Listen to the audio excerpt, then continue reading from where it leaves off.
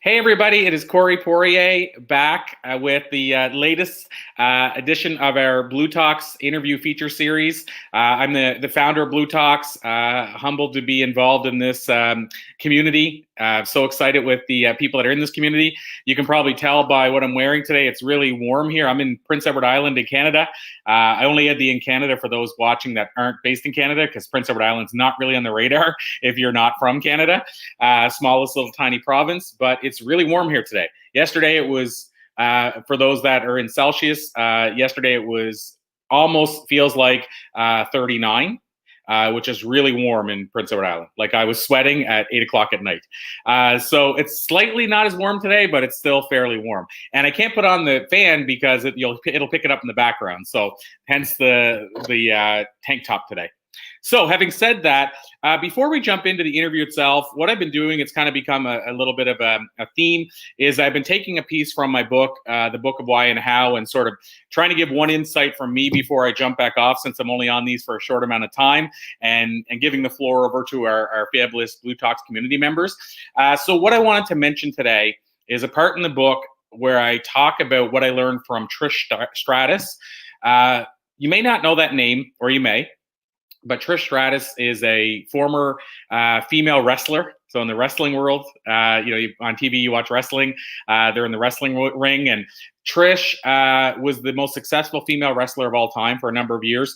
And how they rate success in the wrestling business is titles. So she had 7 world titles in a matter of a few years that she was in the business. And I bring this up because Trish got to spend time with 3 names you probably will know, which is The Rock.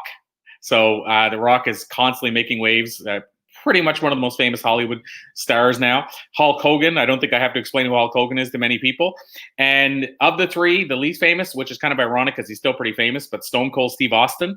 So these are 3 wrestlers that were at the top of the wrestling business for a long time, earned the most amount of money in the wrestling business as far as drawing audiences. And why I bring all this up is because I had a conversation with Trish Stratus, who got the opportunity to spend time with The Rock, with Stone Cold Steve Austin, and with Hulk Hogan. And what I wanted to know is how these 3 gentlemen were as successful as the entire business combined. How the hundreds and hundreds that have made it to the top of the field, which is less than a tenth of a percent anyway.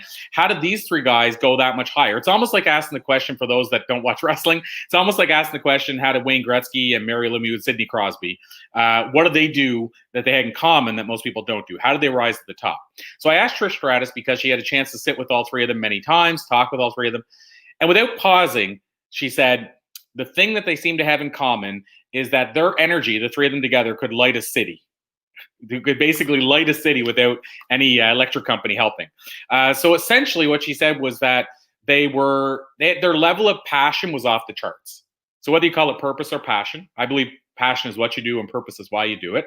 But if you combine the 2 of those, they had a purpose that was driving them and a passion that was driving them that was on fire. It was at the top level. And she said that's what she noticed, is that you could feel their passion from a mile away. And so why I want to share this today is, as you're watching these 2 Blue Talk speakers today, I want you to think about how important passion and purpose is.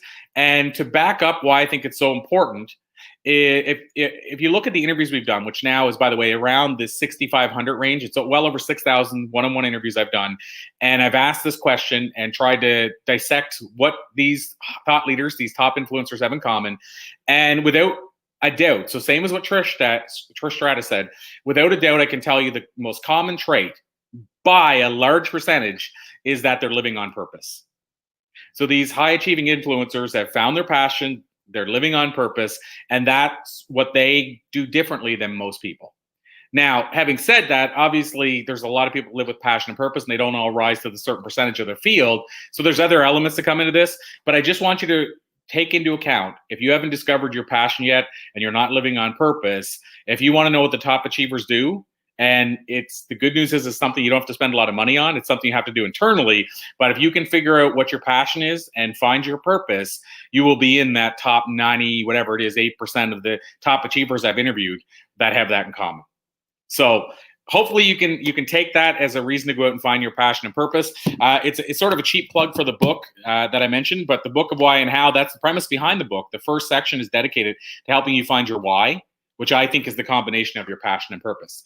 But I'm not trying to get you to buy the book today. I really just want you to know how powerful that of a trait that is, and to be a takeaway from me. So having said all that, I usually end up taking, I don't like to, but I end up taking about 5 minutes as we kick things off. So we're right about that time now. Maybe it's been a minute over. Elise says, hi, Corey. Hi, Elise. Facebook user says hello, only because I can't see the name of who the comment is. I'll say hello in a second once I jump back off. But in the interim, I wanted to welcome the two special guests today that are going to make magic happen. One the interviewer, one the interviewee, both Blue Talks authors. One of them, I believe, I think, I always have to think this top of my head. We have a lot of Blue Talks community members now. We're up to like almost 200. But one of these, I think, is going to be a Blue Talk speaker soon. And so having said that, I'm going to welcome on both of them at the same time. And I'm going to let them do a bit of an introduction, if they don't mind, as they kind of get welcomed on board here. But I think I'm going to welcome Jessica Derksen on first. So Jessica, I'm going to see if I can get you here. So Jessica, I don't know if you can still hear me. I can hear you. Yeah, I can't see you. But that's okay. As long as you can hear me, that's the main thing. And so, Jessica, I guess first of all, did you mind taking a second to introduce yourself? I didn't do this in the last couple, but I think I should start doing it. But do you mind taking a second to introduce yourself for the audience so they can get to know you, and then we'll bring Peggy on, and you can welcome her on, and they'll get to know Peggy through the interview as well. And even within the interview, they'll probably get to know you a little bit as well, Jessica. But did you mind taking a second just to tell us a little bit about your backstory? Yeah, absolutely. I am Jessica Derksen, and I'm the owner of the True to You Lifestyle. So I'm a health and life coach, and I mainly work with women to help them change their lives by changing their habits. So I work around habit change, but that really starts from the inside out. So changing your mindset, changing your beliefs, and really truly about falling in love with who you are, with yourself, and living your life with purpose. I love it. So that's awesome, Jessica. And I was saying earlier to you guys, I'm still learning this platform, so I'm hoping I'm going to bring Peggy on, right? I'm going to give this a go here. Perfect. So, and Peggy, hopefully you can hear us. And I'm going to, because I think during the interview, and I just heard you, so I know that you can hear us. So during the interview, I know you're going to get a chance to introduce yourself through the interview. So what I'm going to do is I'm going to make scarce and be in the background in case you ladies need me. But thank you so much, Jessica, for doing this. Thank you, Peggy, for agreeing to be interviewed. And I'll let you both take it away if that works. And Jessica, we'll call it a to be continued, because I know we're going to bring you on to be interviewed at some point in the near future too. So I thank you both for joining the Blue Talks community, and I'll let you both make some magic happen. So thank you. Perfect. Thank you, Corey. Hi, Peggy. Hi, Jessica. How are you? I'm good. It's nice to meet you face to face virtually. I know. It's great. I'm excited. So I really wanted to start to talk to you about, and this is perfect for getting to know you, a little bit of your backstory, but one of the things that you talk about in your chapter is that it's never too late to start. It's never too late, to start living your dreams or living your life of purpose. And I am such a believer in that. That's one of the things I talk about a lot in terms of, health and life in every area of your life. And I'm so inspired by women who, whatever age they are, that they realize it's not too late. I can do what I want with my life. So can you share a little bit of that background and, your story and when you started to become a coach and all of that? Okay. First of all, thank you for having me today. It's great to be here. Yes, I was a teacher for 40 years. I taught in the classroom. And when I retired, I thought I would be happy with just staying home. And I realized soon that wasn't what I was supposed to be doing. I just felt like there was more to life than just staying home. I was always wanting to learn stuff and wanting to be in the know, So I continued writing, and the first book I wrote was a book called, first nonfiction book I wrote was a book called Life After Loss for Widows, Lifting the Veil of Grief, because I had been a widow back in 2009, and I felt the need to help other widows get through this grief journey. I felt like if I could help one person have a little less pain, it would be worth it. So I wrote that book. I started a support group on Facebook for widows, and I was doing that. And then while I was writing that book, that's when I started hearing more about life coaching, and I really started tuning into that part about it and started studying what all that was about, and realized I could still teach people, because teaching, even though I was retired, teaching was in my blood, and it was something that I love to do. And I've always wanted to switch to teach adults. And so being a coach was perfect. So I went ahead and studied, got my certification in coaching, and just realized this was where I needed to be. This was my calling. So it was right before my 60th birthday, and I said, I'm turning 60. I want it to mean something, and I want to know that this is like chapter 2. This isn't closing because I retired. I'm just starting a new chapter in my life. So I registered my business. I call it Live Your Purpose, because I really strongly believe that everybody has a purpose in life, and we should find our purpose and live it to the fullest. And because I had been widowed at age 50, which was still young, I wanted to know and have people realize that life is short, and we don't know the day, we don't know the time, we don't know how much time we have on earth. We can't wait until tomorrow to try to find our purpose. We're living in the now. The past is over. The future is not guaranteed. We need to live to our fullest. So that's my passion, trying to teach people to go after your dreams, whatever it is that you want. Don't wait until tomorrow. You're not going to find that on a calendar. You've got to act now. And so that's what I'm doing. I love it. It's so inspiring. And that's one of the things I always say is, like, you're only guaranteed 1 minute, like what you're living right now. Why not make the most of it, right? Why wait for tomorrow, wait for next week or next month? Like, it's now is when you're living, and now is when you should take the action. Right. So we had, my husband and I had lots of plans for our golden years. Well, that didn't happen. So, there's always another plan. You just got to make the best of it. Absolutely. So what does living with purpose mean to you? Living with purpose to me means there's something that we're meant to do in life. And to me, I knew teaching was what I was meant to do, but I always felt that I wanted to make a difference, not only in the lives of children, but the lives of adults, people who are hurting, people who feel like they're just not fulfilled in life. They've had changes, they've been dealt a bad hand, whatever it is. My calling, my purpose is to show them that it doesn't have to stay that way. We can change it with a difference in mindset. We can change that. We can get rid of our limiting beliefs and move forward. And so I've always been drawn to the people who are hurting and suffering and going through things. That's kind of where my passion lies. I love it. So one of the things, I took a little notes that I wanted to really talk about today is regrets. So why people have so many regrets in life, or why do you believe that people have regrets, and kind of what is your opinion around regrets?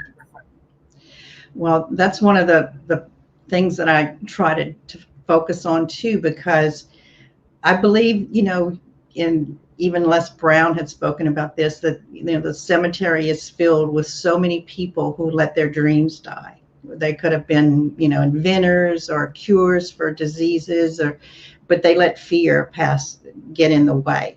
And so many people live with regret, I believe, because of fear. They're afraid to step out of that comfort zone. They're afraid of failure. They're afraid of what people are going to think about them. Fear is like such a big reason why people don't go after what they want in life. And because of that, they die with regret. They never do what they really wanted to do in life. And I just find that so sad that people just aren't going to take that jump to try what you're really meant to do in life, because fear is holding you back. Mm-hmm. So how would you help someone overcome their fear? First of all, we look at the mindset. You have to have a growth mindset and be open to change, because if fear is holding you back, it means that you have some limiting beliefs.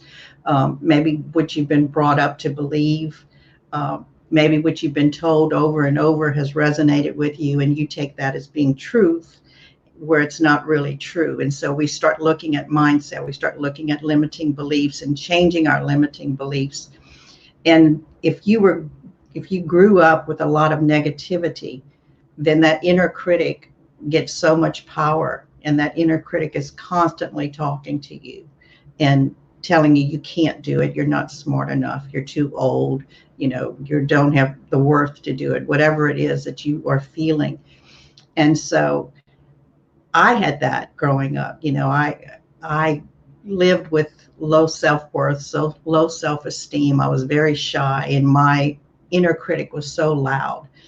And so as I'm making this transformation later in life, what I had to do was give my inner critic a name. And I chose a name that was very unflattering. And I visualized my inner critic to be this very weak, frail, old person, in torn and tattered clothes, just not giving any power. And so when I started visualizing what my inner critic looked like, then I felt like she didn't have much power over me. And so when that voice would try to tell me I couldn't, I would actually have a conversation and say, back off, I can do this. And then I would take the action step to do it. And so taking the power, and even, visualizing is such an important factor. It's such a strong thing to visualize that when you do that, you actually see this person weaken, and they don't hold that power over you. And that's one thing that worked for me, was the visualization and just taking that power away from my inner critic and taking action to show her that I could do it.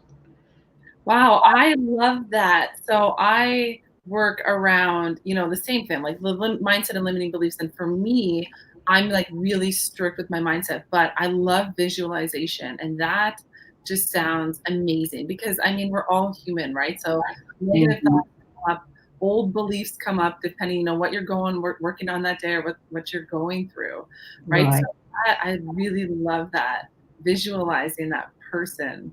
I'm already in my head as you're speaking, like visualizing myself, like the person that I'm to now going forward. So thank you so much for that. I just made it real, but that power away, Absolutely. And in terms of fear, like one of the things now that I'm kind of, training my brain, or whatever you want to call it, is using fear as kind of energy and excitement. So do you, help your clients or the people that you work with get past, maybe this visualization over their limiting beliefs, and then they're still stuck on fear? Like, is it, they create a new belief so it becomes easier to get through fear? Yes, but you also have to take action on it. And so I just say, take baby steps. And if it's somebody, say, for instance, they always wanted to write a book, but they were afraid they're not a good writer, or they're afraid, they're going to be rejected, then I say start really small. Write a letter to the editor in the newspaper or something, and see if you can have that published. And then that's going to give you a little bit more confidence that, yes, you can. Here's my name in print. And then maybe try to write an article, and then move on to a chapter in a book. And it's just small steps, but it's taking action on those steps, because you can try to eliminate those negative beliefs and put in the positive ones, but you have to take action. You have to show yourself with baby steps that it can work, that you can move past the fear. Yeah. And I think so many people, they want to do so much at once, right? It's like, okay, I want to be a writer, so I have to write an entire book. And then they're so overwhelmed by everything. And that's when it's just like, nope, I don't want to do this, right? So it's so exactly what you said. It's so important, right? Those small steps every day, so that it's not overwhelming. It seems achievable. It seems like you've accomplished something. Even to the point where if you are in a certain routine, to start getting yourself accustomed, take a different route home every now and then. Or, if you don't know where you're going to eat, all of a sudden, just you see a restaurant, stop It's just those tiny little things that's going to start moving you away from your comfort zone, that you're not in a routine, you're not in a habit, because out of your comfort zone is where the magic happens. And when you're staying in that comfort zone with your fear, with your limiting beliefs, you're never going to achieve what your potential is. And so I strongly suggest, just break habits and routines, little bits at a time. And you're going to start to realize that coming out of your comfort zone is not so bad if you take it in baby steps. So much growth happens out of that, out of your comfort zone. So much growth happens out of fear. Exactly. So then okay, so let's say, and actually before, Peggy, who is your kind of niche market, like your ideal clients that you work with? I actually have started calling myself a midlife strategist because I work with people over 40 who feel unfulfilled in their dreams, that their life is just, they feel like there should be more to it and they're just not happy. And sometimes it's because it's a different season of their life. Their kids are grown now. They don't have all the responsibilities that they once had, and they're finding there's time on their hands and there should be more to life than what I'm going through. And so that's the people that I work with, to show them that there is more to life, and I help them reclaim their dreams or come up with new ones if those old dreams aren't important anymore. And then we try to get those achieved. Yeah, I love it. That's so important, because again, it's never too late to start. It's never too late. Yeah. That you love. So you're working with a client, and they're doing all the things, they're making progress, and then bam, that self-sabotage hits in and they do something. How do you work around it? What is kind of your opinion around self-sabotage and why we self-sabotage ourselves? Well, a lot of times self-sabotage comes back to that limiting belief, the fear. And so if you find yourself that you're a worrier, you procrastinate, you're a perfectionist, you're often using words like I can't, or what if this happens, what if I can't, and always looking at the negative, chances are you're self-sabotaging your own future, your own progress. So what you have to do with that is things like face your fear, and we've talked about that. Do something for yourself every day to just improve your worth, because people a lot of times with low self-esteem will self-sabotage themselves. So try to come up with something that you can do for yourself each day. Challenge your inner critic, like we spoke about. Journal. A lot of times people don't even realize when they're self-sabotaging themselves. And so if you keep a journal every time you have that negative thought, if you can kind of write it down and look, what was your situation when you had this thought? You're probably going to, over time, come up with a pattern of when you're seeing these negative thoughts arise. And then that's where you can address what's coming up. So a lot of times keeping a journal is really helpful to stop that self-sabotage. Affirmations are very powerful too. The positive affirmations. Word choice is important, because so many of us, without even realizing, say, I can't, I'm too old, I'm too dumb, I'm too whatever, and those are the word choices that your brain hears. Your brain is going to fulfill that. So we've got to reword our thinking and make our thinking more on a positive, and affirmations can do that for you. Absolutely. And I think so many people are so mean. We're just raised to be mean to ourselves, right? We're so hard on ourselves. Just like you said, the words that we use are so important, and to recognize it, right? The way we speak to ourselves, we probably would never speak to other people that way. Exactly. That's what I always say. You'd never speak to your best friend the way you speak to yourself. And we're our own worst critic. And so we've got to break that habit that, speak to yourself as you should be your own best friend. You've got to love yourself. You've got to have self-care, self-love in order to move forward and to give that to other people. And so, yeah, we are very hard on ourselves. Yeah. One of the things that is people that own plants. they always tell you to love your plants and talk to your plants so they can grow and flourish.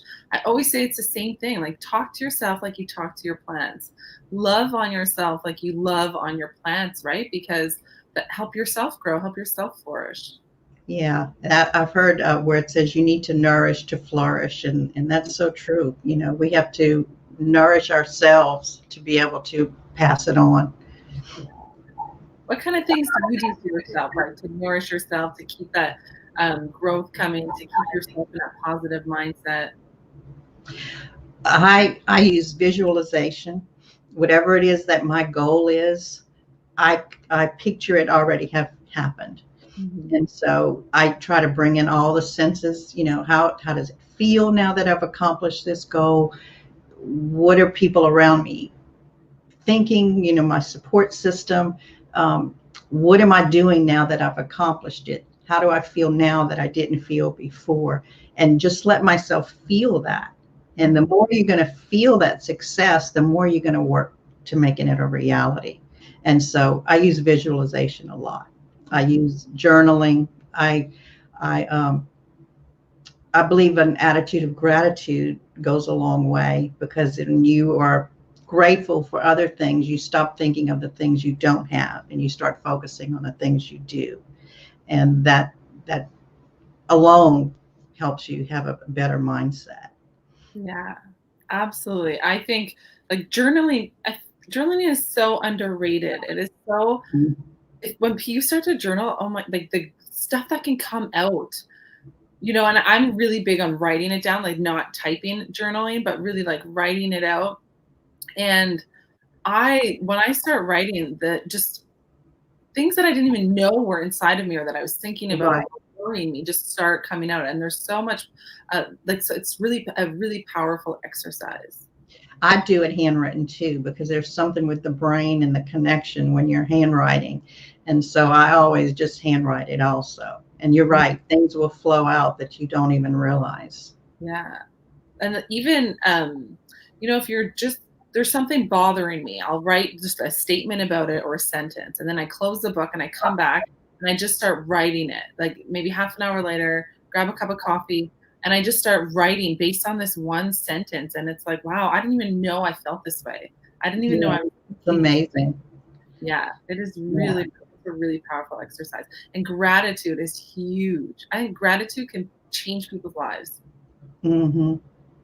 And it seems so simple, but people don't do it. And if you do it and you make it a routine, having that attitude of gratitude is just going to make you forget all of the things you can't do, because you're going to be so gracious for things you have and that you can do in life.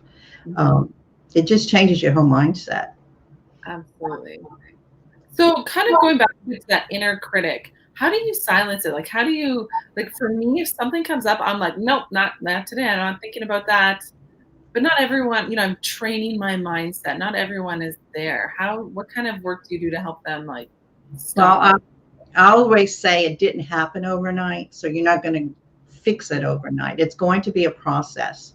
And we just work on, like what I just said. I have them visualize their inner critic and to take action, not just to say, no, I'm not going to let you do that, but actually take action to show that you can do it. And even if it's that little small step, you've shown your inner critic that you can do it. You don't need to be listening to that negative voice, because that negative voice is not going to get you anywhere. It's going to keep you right where you are. And if the goal is to move past that, then we need to silence that inner critic. But it's going to take baby steps, like we spoke about, because it's a process. Absolutely. And I agree. You said before that inner critic comes from those limiting beliefs that we have. Do you believe, so many people say so many different things, like your beliefs are formed before you're even 4, they say all these different ages, but I personally think they can come at any time, right? You hear something and it can affect you. Yes. I think a lot of them were from people who were inspiring in our lives, who were influential. But it's also, even in adulthood, if you're living with someone who is constantly cutting you down, constantly telling you that you're not worth anything, you're going to start over time believing that. That's going to be a negative belief you're going to start carrying. And so, yeah, it does start early, but it doesn't mean it ends early. I think these negative beliefs can come on at any time, depending on who's around you. Because if you're around people who are constantly uplifting you and supportive, and then somebody else is around someone who's just toxic to you all the time, never saying anything good, you can have two different people with two different kind of mindsets, I believe, because that toxic, it starts to just weigh on you, and you start to believe it after a time. Absolutely. And another thing, like in terms of perception, like how you perceive a situation. So I had a conversation with someone the other day who was talking about her childhood and her sister's childhood, and they grew up in the same house, the same family, but one of them perceived that how they were raised very differently than the other, and that they have total different beliefs based on what they were taught as children. They have different memories of childhood. Our perception plays such a huge role, I think, in how we live life, how we understand things, what we believe. Yeah, and I think that's true because we were 4 girls growing up, and I think if you asked each one of us, we'd each have our own perception of the way life was. And I was very shy, where some of my sisters weren't. And so they just took things and blew it off, where I took it to heart and, internalized it where they didn't. And so it's definitely, I think, how you perceive things growing up.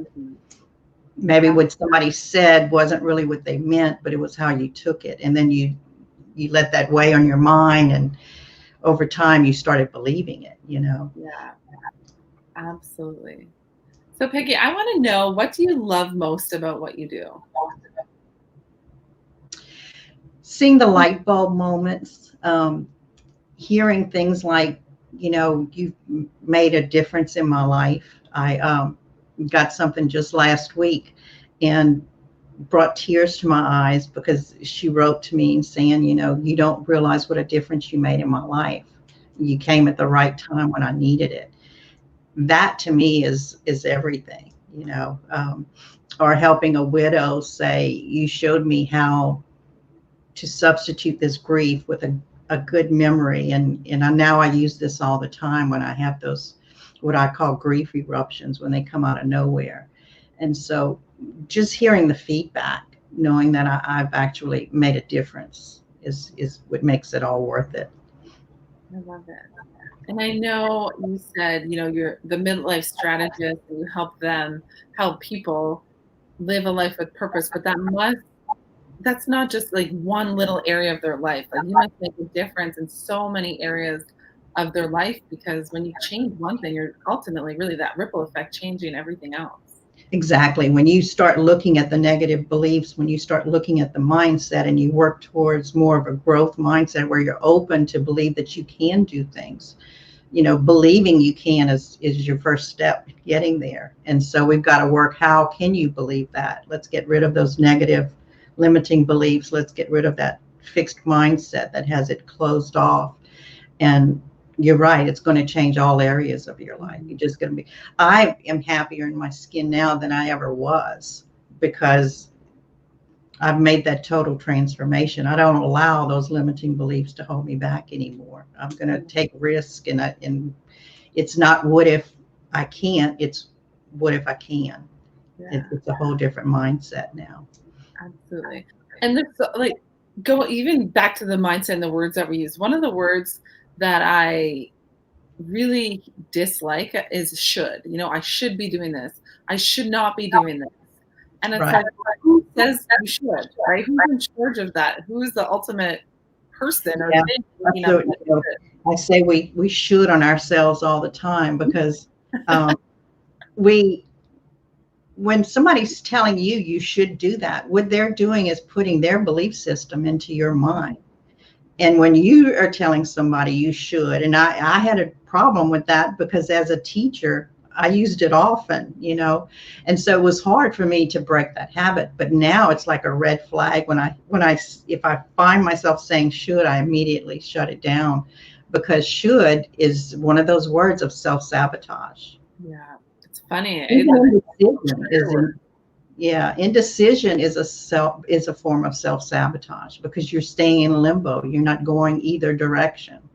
And so you've got to learn, you can make choices.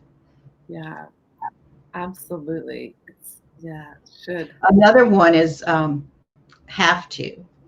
Yeah. And change it to get to. If you go find bills in the mailbox and you're looking at them, you say, I have to pay these bills. Change it to I get to, because you have the money to pay for it. Not everybody's in that situation. So instead of saying I have to, change it to I get to. That's a more of a positive way of saying it. Or if you have to go to work, say I get to, because there are a lot of people right now that don't have that chance. And so just few words, change of vocabulary can be a big difference. Absolutely. Yeah, it's crazy how much just a one word change, right? Mm-hmm. How that can totally change your mindset. It can change how you perceive a situation. Like, it can change your whole day. Exactly. Yes. And it's beautiful. Oh, I love it. Peggy, you've shared so much great info with us. Oh, thank you. Is there anything, any words of wisdom or any final thoughts that you want to leave with any of the listeners today? Just to know that you're never too old. Look at these people that graduate when they're 80 and 90 because it's something they wanted to do. You're just never too old to start whatever it is you want to do, whatever your dream was. You're never too old to go after it. Just, there's a method to doing it, and there's a way to plan and set your goals. But that life is too short. My tagline of my business is life is short, make it count, because it is short. And if that's what I learned, being a widow at 50, it was like, wow, this was unexpected. It wasn't unexpected, but it was in a way. But it didn't happen the way we want. Let's go out and make the best of it. Yeah, I love that. And it's so true. Life is so short, and it's never too late. And people live way longer now than ever before. Exactly. Just because you might retire at 60 doesn't mean you have to stay home and do nothing. You can do I whatever think of you the want. people that passed on, and it was like, maybe somebody had the cure for cancer or the cure for Alzheimer's, and they let fear stand in their way, and we all at a loss for it, so let's not do that. Let's live our full potential. Oh, I love it. You've given me the chills. Thank you so much, Peggy. I don't know if you could read the comments on the side. No, I can't see any. But one says, I love the name Midlife Strategist, inspired actions, great tips. Thank you. Love your message. Loves your chapter. So this is beautiful. Thank you. Thank you. And if they want more, my website is peggymBell.com. PeggyMBell.com. Go check out Peggy. And Corey is not coming back, so I am going to sign everybody off. Thank you all for listening and joining in today. It was really great getting to know you, Peggy, and talking with you, and I hope that we connect more in the future. Thank you so much. Have a beautiful day. You too. Bye-bye, everybody. Bye.